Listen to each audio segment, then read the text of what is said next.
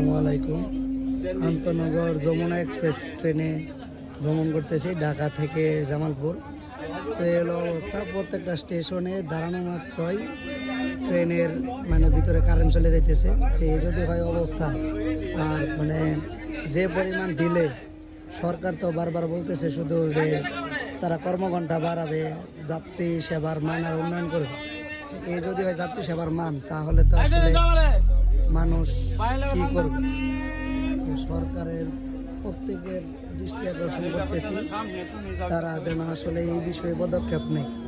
নতুন ট্রেন নামানোর থেকে যে ট্রেনগুলো এক্সিস্টিং আছে সেইগুলোর দিকে একটু নজর দেওয়া উচিত। প্রত্যেকটা স্টেশনে আসা মাত্রই ট্রেন দাঁড়াই দিতেছে, আর তো প্রত্যেক দিনের মতো আজকেও শিডিউল 1.5 ঘন্টার মতো লেট।